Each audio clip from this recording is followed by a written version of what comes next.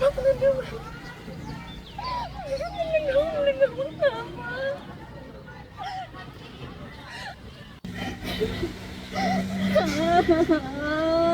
Uy, Sherry, okay ka lang ba?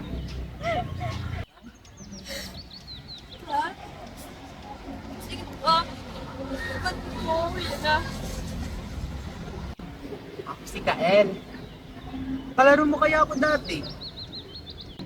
Talaga? Sige, saan ka ba?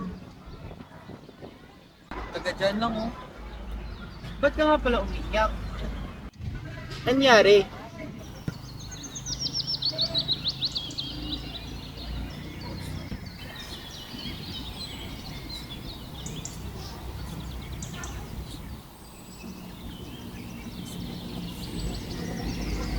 Mababa kasi. Nakuha ako. Bakit?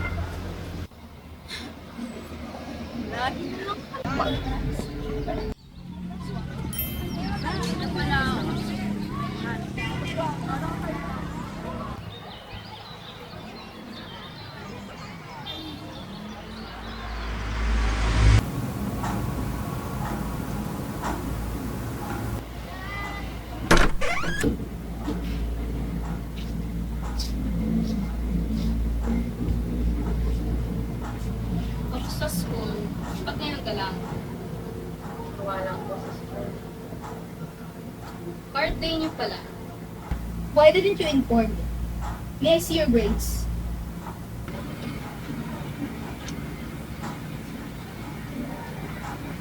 What's this? You got an 84 grade? At sa major subject pa. Sorry po. I'll try to do better next quarter, ma'am. Not try, Mary. You have to do better. This is for your future. Especially na graduating ka na. Do you understand? Yes, ma'am. I'll do better. I promise.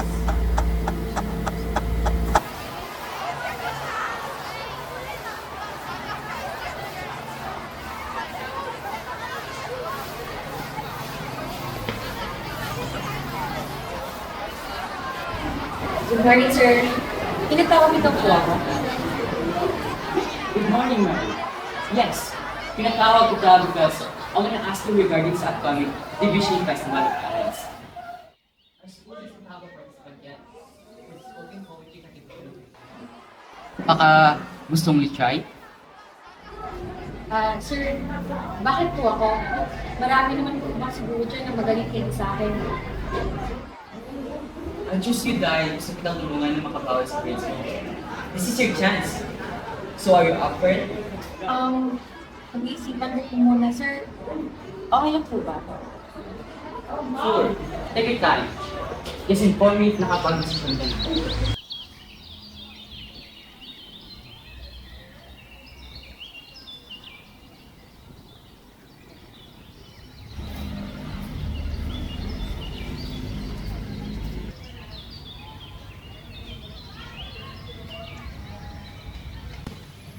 Uy! Alay. Mary! Kumusta? Okay ka na ba? Baka kasi yung offer mo.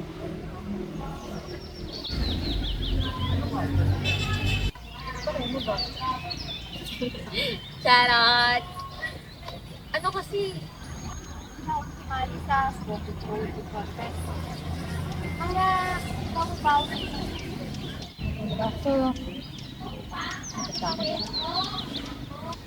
Alam mo, normal lang naman matakot pagdating sa mga ganyan.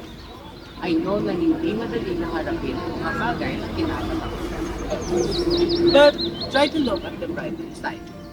Mababawi mo yung grades mo at malalabanan mo rin yung isa sa mga goals mo. Tsaka, huwag mong isipin yung sasabihin ng iba. You're doing this not for them, but for yourself. thanks, Kael. Mapagmahal, masipag, at matyaga.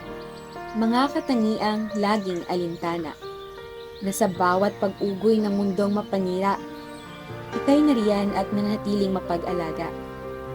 Naaalala ko noong ako'y maliit pa. Lagi mo akong inaaruga, inaawitan ng kundiman, o di kaya kung hindi man ay pinaglulutuan ng hapunan. Ang iyong mga kamay na kumaspang nakakatrabaho para sa minamahal mo ay ang pinakamalambot na unan sa tuwing umuugoy ang bigat ng mundo ko. Ngayong ako'y malaki na at marunong nang lumipad, ay hindi ko naman maikakaila na bitbit ko pa rin ang mga leksyon mong ipinadala. Kael! Look! I did it! Wow! Congrats! Sabi ko na kayang-kaya mo eh. Thank you talaga, Kael, ha? Alam mo ba, Kael, sobrang natakot talaga ako kanina. Pero, inisip ko lang yung sinabi mo. Ay, siya nga pala. Hindi sabihin sana ako sa'yo.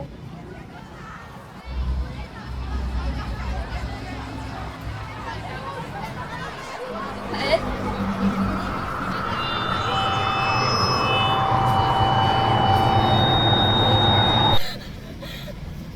Ma, andito ka pala.